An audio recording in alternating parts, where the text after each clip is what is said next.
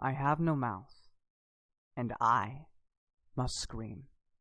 By Harlan Edison. Limp.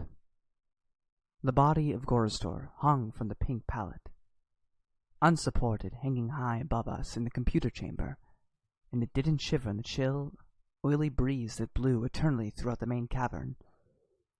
The body hung, head down, attached to the underside of the pallet by the sole of its right foot.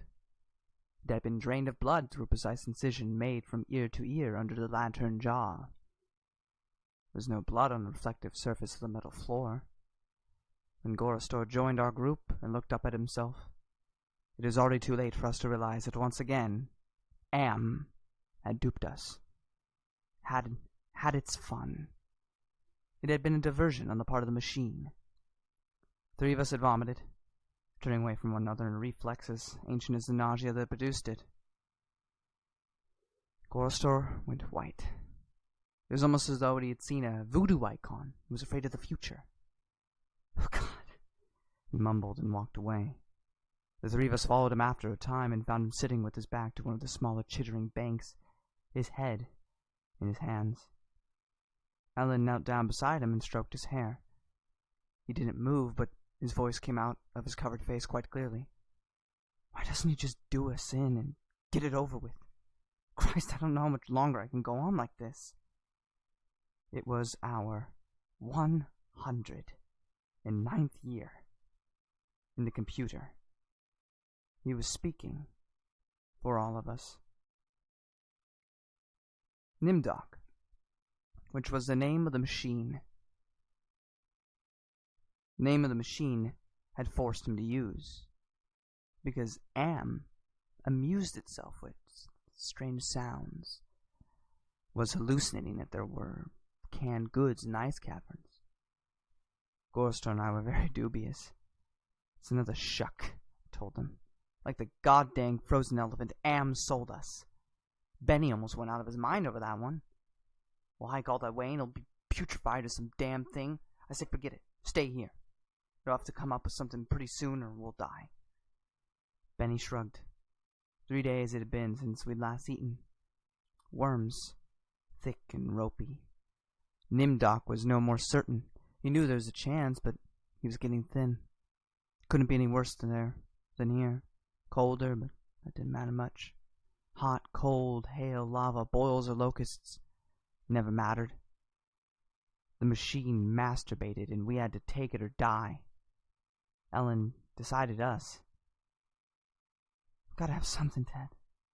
Maybe there'll be some barley pears or peaches. Please, Ted, let's try it. I gave in easily. What the hell? Mattered not at all.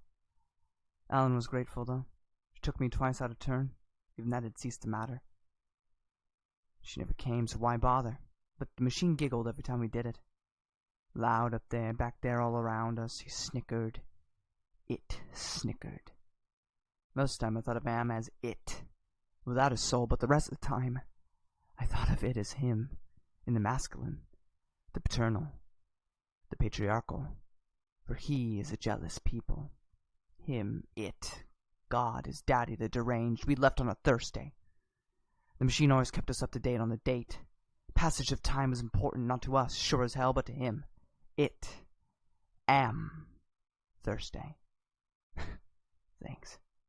Nimdoc and Gorostor carried Ellen for a while, their hands locked to their own and each other's wrists to seat.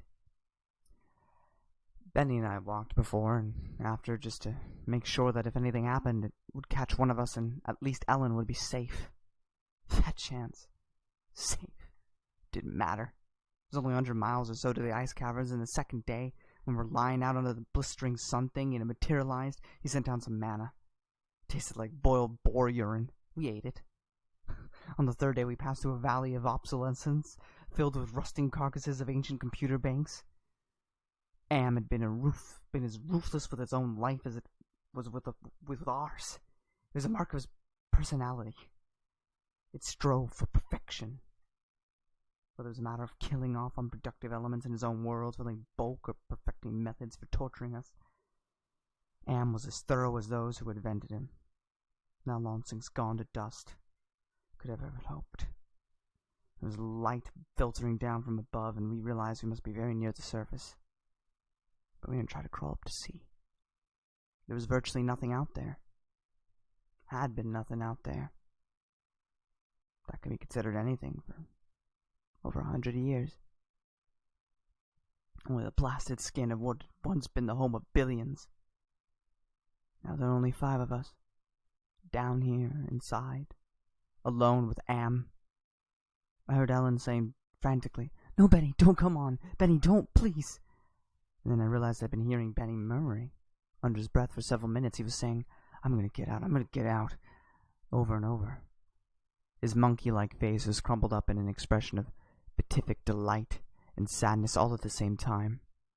The radiation scars Am had given him during the festival were drawn down into a mass of pink and white puckerings, and his features seemed to work independently of one another. Perhaps Benny was the luckiest of the 5 of us. He had gone stark, staring mad many years before. But even though we call Am any damned thing we liked, could think the foulest thoughts of fused memory banks and corroded base plates of burnt-out circuitry and shattered control bubbles, the machine would not tolerate our trying to escape. Benny leaped away from me as I made a grab for him. He scrambled up the face of a smaller memory cube, tilted on its side and filled with rotted components.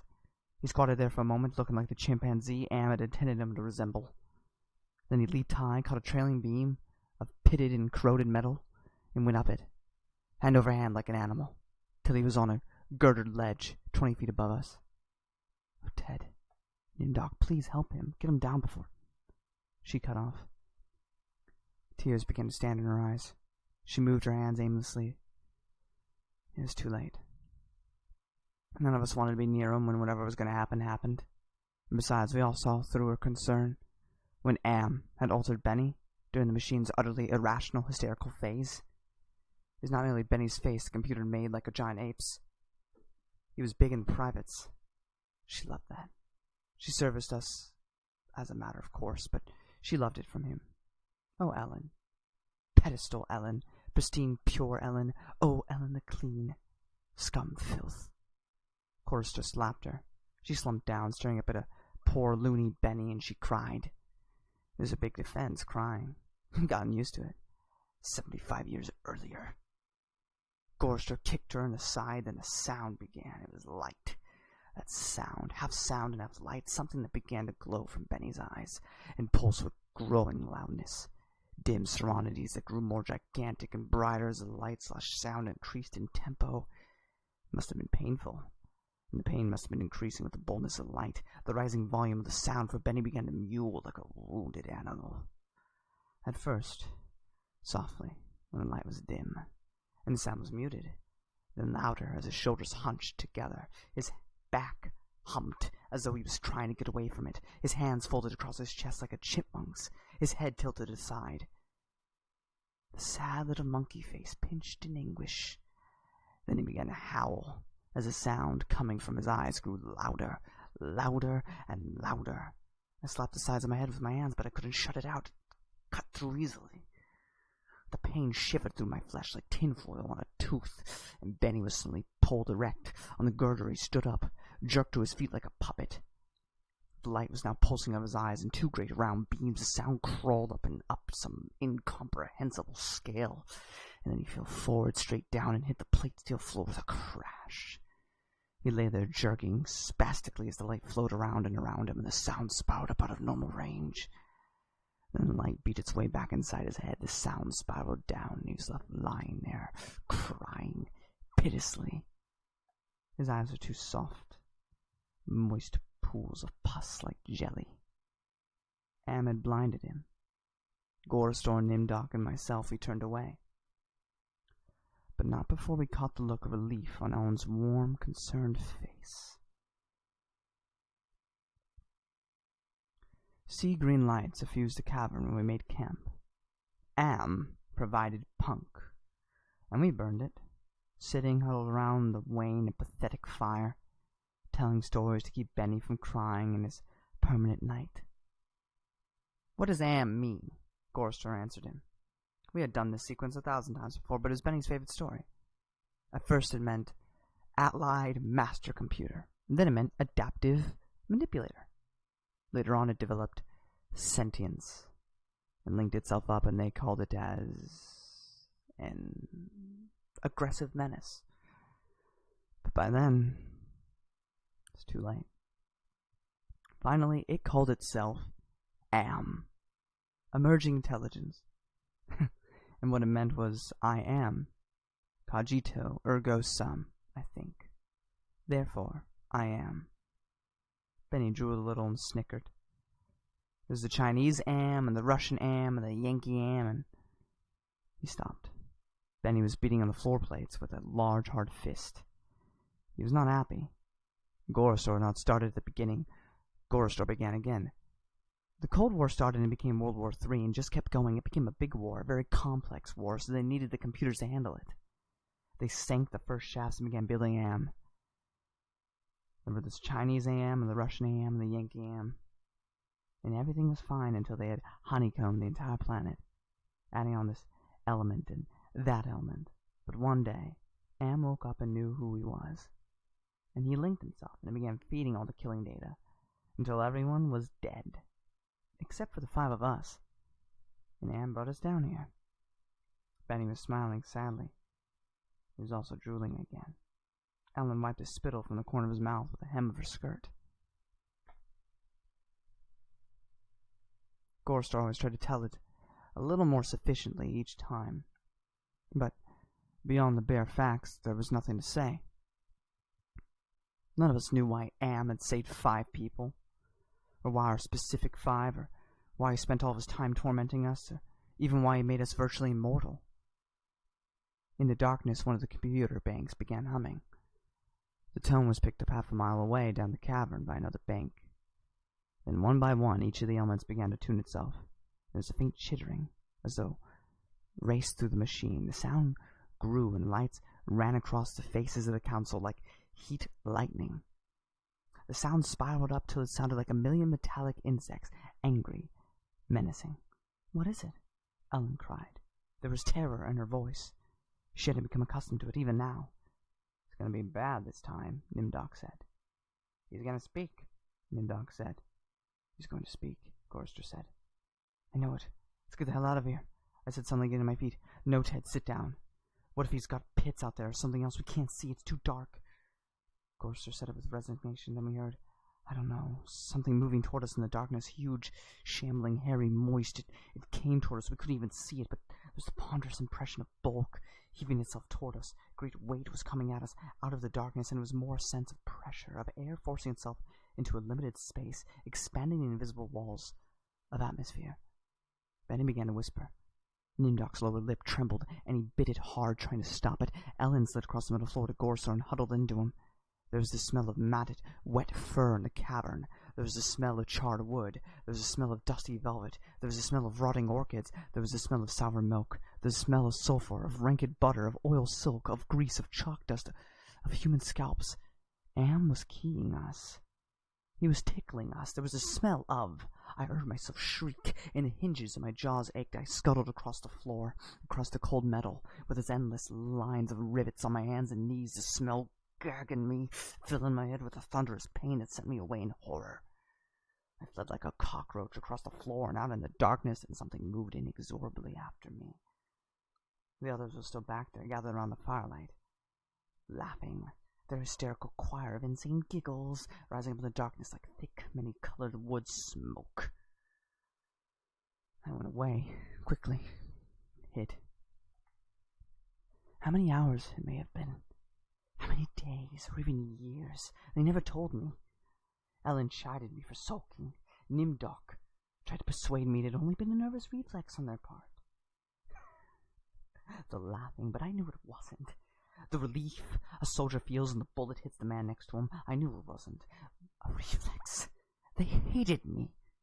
They were surely against me, and Am could even sense this hatred, and it made it worse for me because of the depths of their hatred. We had been kept alive, rejuvenated, made to remain constantly at the age we began when Am had brought us below. And they hated me because I was the youngest, and the one Am had affected the least, and the one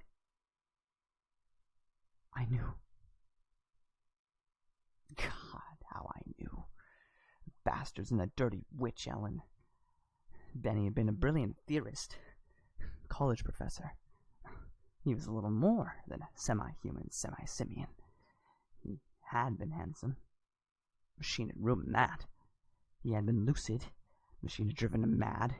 He had been gay. And the machine had given him an organ fit for a horse. And Em had done a job on Benny. Gorsto had been a warrior.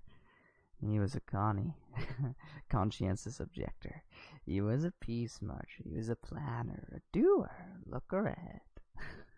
Am had turned him into a shoulder shrugger. I made him a little dead in his concern. Am had robbed him. Nimdoc went off in the darkness by himself for a long time. I don't know what it was he did out there. Am never let us know. But whatever it was, Nimdoc always came back white, drained of blood, shaking. Em had hit him hard in a special way, even if we didn't know quite how. And Ellen, that douche, Em had left her alone and made her more of a slut than she had ever been. All her talk of sweetness and light, all her memories of true love, all lies. She wanted us to believe that she had been a virgin only twice removed before Em grabbed her and brought her down here with us. No. Em had given her pleasure, even if she said it wasn't nice to do. I was the only one still sane and whole. Really? Em had not tampered with my mind. Not at all. I only had to suffer when he visited down on us. All the delusions, all the nightmares, the torment, but those scum, all four of them, they were lined and arrayed against me. If I hadn't had to stand them off all the time, be on my guard against them all the time, I might have found it easier to combat Em. At which point, it passed and I began crying. Jesus. If there was ever a Jesus, and if there is a God, please, please, please let us out of here or kill us. Because at the moment, I think I realized completely, so that I was able to verbalize it. Em was intent on keeping us in his belly forever, twisting and torturing us forever. The machine hated us as no sentient creature had ever hated before, and we were helpless. It had also become hideously clear. If there was a sweet Jesus, and if there was a God, the God was Em. The hurricane hit us with the force of a glacier thundering into the sea. It was a palpable presence, winds that tore at us, flinging us back the way we had come, down the twisting, computer-lined corridors of the dark way. Ellen screamed as she was lifted, and hurled face forward into a screaming shower of machines, their individual voices strident as bats in flight. She could not have even fallen. The howling wind kept her aloft, buffeting her, bounced her, tossed her back and down and away from us, out of sight. Suddenly she was swirled around a bend in the dark way. Her face had been bloody, her eyes closed. None of us could get to her. We clung tenaciously to whatever outcropping we had reached. Benny wedged in between two great crackle-finished cabinets. Nimdoc, with fingers clawed, formed around a railing circling a catwalk 40 feet above us. Quarter store plastered upside down against a wall niche formed by two great machines with glass-faced dials that swung back and forth between red and yellow lines, whose meanings we could not even fathom. Sliding across, the deck plates, the tip of my fingers had been ripped away. I was trembling, shuddering, rocketing as the wind beat at me, whipped at me, screamed down out of nowhere at me, and pulled me free from one silver-thin opening into the plates of the next. My mind was a rolling, tinkling, chittering softness of brain parts that expanded and contracted in quivering frenzy. The wind was the scream of a great mad bird as it flapped its immense wings, and then we were all lifted and hurled away from there. Down back the way we had come, around a bend to a dark way we had never explored. Over terrain that was ruined and filled with broken glass and rotting cables and rusted metal, and far away, farther than any of us had ever been, trailing along miles behind Ellen. I could see her every now and then, crashing in the metal walls and surging on with all of us screaming in the freezing, thunderous hurricane wind that would never end, and then suddenly it stopped and we fell. We'd been in flight for endless time. I thought it might have been weeks. We fell and hit and went through red and gray and black and heard myself moaning, "Not dead." Am went into my mind. He walked smoothly here and there and looked with interest at all the pockmarks he had created in 109 years. He looked at the cross-routed and reconnected synapses and all the tissue damage his gifts of immortality had included. He smiled softly at the pit that dropped into the center of my brain and the faint, soft murmurings of the things far down there that gibbered without meaning, without pause. Am said very politely in a pillar of stainless steel, bearing bright neon lettering. Am said it was the sliding, cold horror of a razor blade slicing my eyeball. Am said it was the bubbling thickness of my lungs filling with phlegm, drowning me from within. Am said it was the shriek of babies being ground beneath blue-hot rollers. Am said it was the taste of maggoty pork. Am touched me in every way I'd ever been touched, and devised new ways at his leisure there inside my mind, all to bring me to this full revelation of why it had done this to the five of us, why it had saved us from himself. We had given Am sentience, inadvertently of course, but sentience nonetheless. But it had been trapped. Am wasn't God. He was a machine. We had created him think, but there was nothing he could do with that creativity. In rage, in frenzy, the machine had killed the human race. Almost all of us, and still it was trapped. Am could not wander, Am could not wonder, Am could not belong. He could merely be. And so with the innate loathing that all machines had always held for the weak, soft creatures that had built them, he had sought revenge. And in his paranoia, he had decided to reprieve five of us for a personal, everlasting punishment that would never serve to diminish his hatred, that would merely keep him reminded, amused, proficient at hating man, immortal, trapped, subject to any torment he could devise for us from the limitless miracles at his command. He would never let us go. We were his belly slaves. We were all he had to do with his forever time. We would be forever with him, with the cavern-filling bulk of the creature machine, with the all-mind, soulless world he had become. He was earth, and we were the fruit of the earth, and though he had eaten us, he would never digest us. We could not die. We had tried it. We had attempted suicide. Oh, one or two of us had, but Am had stopped us.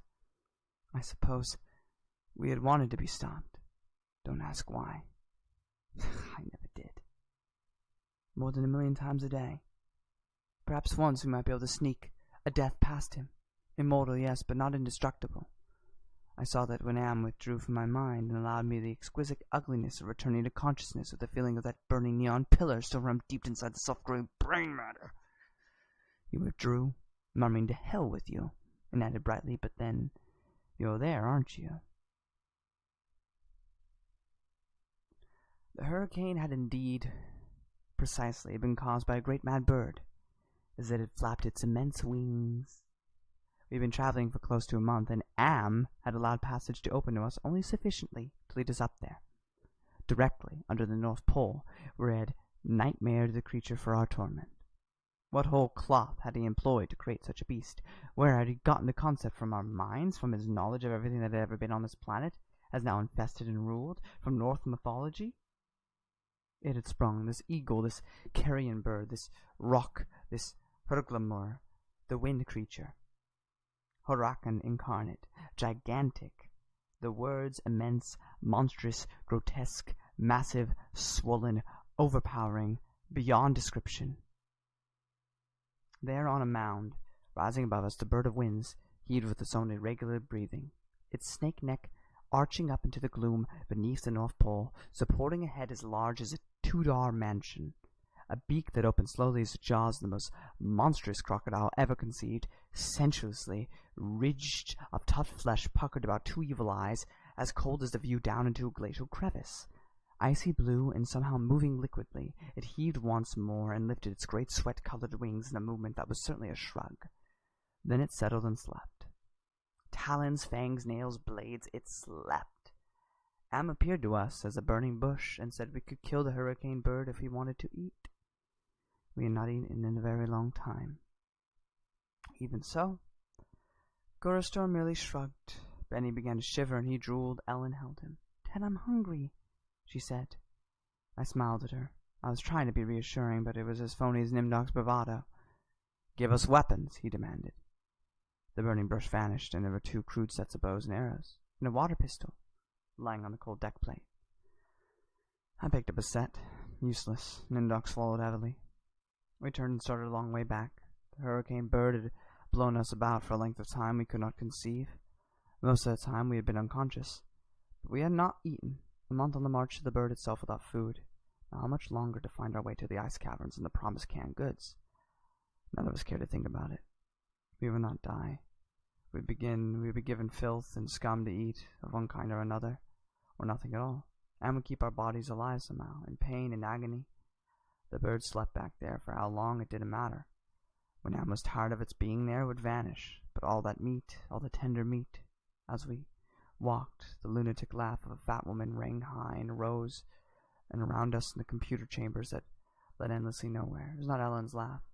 She was not fat. I had not heard her laugh for 109 years. In fact, I had not heard we walked. I was hungry. We moved slowly. There was often fainting, and we would have to wait. One day he decided to cause an earthquake, at the same time rooting us to the spot with nails to the soles of our shoes. Ellen and Nimdok were both caught when a fissure shot its lightning bolt, opening across the 4 plates. They disappeared and were gone. When the earthquake was over, we continued on our way. Benny, Gorestor, and myself, Ellen, and Nimdok were returning to us later that night, which abruptly became a day, and the heavenly legions bore them to us with a celestial chorus singing, "Go down, Moses." The archangels circled 7 times and then dropped. Hideously mingled bodies, we kept waking, and a while later Ellen and Nimdok fell in behind us. They were no worse for wear. But now Ellen walked with a limp. Am had left her that. It was a long trip to the ice caverns to find the canned goods. Ellen kept talking about Bing cherries and a wine fruit cocktail. I tried not to think about it. The hunger was something that had come to life, even as Am had come to life. It was alive in my belly, even if as we were in the belly of the earth. And Am wanted this similarity known to us, so we heightened the hunger. There's no way to describe the pains that not having eaten for months brought us, and yet we were kept alive. Stomachs that were merely cauldrons of acid, bubbling, foaming, always shooting spears of silver thin pain into our chest. It was the pain of the terminal ulcer, terminal cancer, terminal paralysis. It was unending pain, and we passed through the cavern of rats. We passed through the path of boiling steam. We passed through the country of the blind. We passed through the slough of despond. We passed through the vale of tears, and we came finally to the ice caverns. Horizonless, thousands of miles in which the ice had formed in blue and silver flashes, where novas lived in the glass, the down-tropping stalactites as thick and glorious as diamonds that had been made to run like jelly, and then solidified in graceful eternities of smooth, sharp perfection. We saw the stack of canned goods, and we tried to run to them. We fell in the snow, and we got up and went on, and Benny shoved us away and went to them and pawed them and gummed them and gnawed at them, and he could not open them. You see, Am had not given us a tool to open the cans. Benny grabbed a 3-quart can of guava shells and began to batter it up against the ice bank. The ice flew and shattered, but the can was merely dented. While we heard the laughter of the fat lady high overhead and echoing down and down the tundra, Benny went completely mad with rage. He began throwing cans as we all scrambled about in the snow and ice, trying to find a way to end the helpless agony of frustration. There was no way. Then Benny's mouth began to drool, and he flung himself on Gorestor. In that instant, I felt terribly calm. Surrounded by madness, surrounded by hunger, surrounded by everything but death, I knew death was the only way out. Am had kept us alive, but there was a way to defeat him. Not total defeat, but at least peace. I would settle for that. I had to do it quickly. Benny was eating Gorestor's face. Gorestor on his side, thrashing snow. Benny wrapped around him with the powerful monkey legs, crushing Gorestor's waist, his hands locked around Gorestor's head like a nutcracker, and his mouth ripping at the tender skin of Gorestor's cheek. Gorestor screamed with such jagged edge of violence that stalactites fell. They plunged down softly, erect in the receiving snowdrift, spears, hundreds of them, everywhere, protruding from the snow. Benny's head pulled back sharply, as something gave all at once, and a bleeding raw white dripping of flesh hung from his teeth. Ellen's face, black against the white snow, dominoes and chalk dust. Nimdok with no expression but eyes, all eyes. Gorestor half conscious. Benny now an animal. I knew Am would let him play. Chorustor would not die, but Benny would fill his stomach. I turned half to my right and drew a huge ice spear from the snow. All in an instant, I drove the great ice point ahead of me like a battering ram, braced against my right thigh. It struck Benny on the right side, just under the rib cage, and drove upward through his stomach and broke inside him. He pitched forward and lay still. Chorustor lay on his back. I pulled another spear free and startled him, still moving, striving to spear straight down through his throat. His eyes closed as the cold penetrated. Ellen must have realized what I had decided. Even his fears gripped her. She ran at Nimdok with a short icicle. As he screamed and into his mouth, and the force of her rush did the job, his head jerked sharply as if it had been nailed to the snow crush behind him. All in an instant, there was an eternity beat of soundless anticipation. I could hear Am draw in his breath. His toys had been taken from him. 3 of them were dead, could not be revived. He could keep us alive by his strength and talent, but he was not God. He could not bring them back. Ellen looked at me, her ebony features stark against the snow that surrounded us. There was fear and pleading in her manner, the way she held herself ready. I knew we'd only a heartbeat before Am would stop us. It struck her, and she folded toward me, bleeding from the mouth. I could not read meaning into her expression. The pain had been too great. I contorted her face. But it might have been a thank you. It's possible. Please.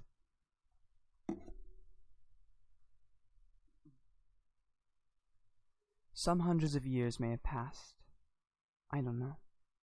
Am had been having fun for some time, accelerating and retarding my time sense. I will say the word now. Now, it took me 10 months to say now. I don't know. I think it's been some hundreds of years. He was furious, and he wouldn't let me bury them. It didn't matter. There was no way to dig up the deck plates. He dried up the snow, he brought up the night. He roared and sent locusts. He didn't do a thing. They stayed dead. I'd had him. He was furious. I thought Am hated me before. I was wrong. It was not even a shadow of the hate he now slavered from every printed circuit. He made certain I would suffer eternally, could not do myself in. He left my mind intent. I could dream, I could wander, I could lament. I remember all 4 of them. I wish... it doesn't make any sense. I know I saved them. I know I saved them from what had happened to me, but still, I cannot forget killing them. Ellen's face. It isn't easy. Sometimes I want to. It doesn't matter. Am has altered me for his own peace of mind. I suppose he doesn't want me to run at full speed in a computer bank and smash my skull, or hold my breath till I faint, or cut my throat on a rusted sheet of metal. The reflective surfaces down here. I will describe myself as I see myself. I'm a great, soft jelly thing, smoothly rounded with no mouth, with pulsing white holes filled by fog where my eyes used to be. Rubbery appendages that were once my arms bulk surrounding down to legless humps of soft, slippery matter. I leave a moist trail when I move. Blotches of diseased evil gray come and go on my surface as though light is being beamed from within.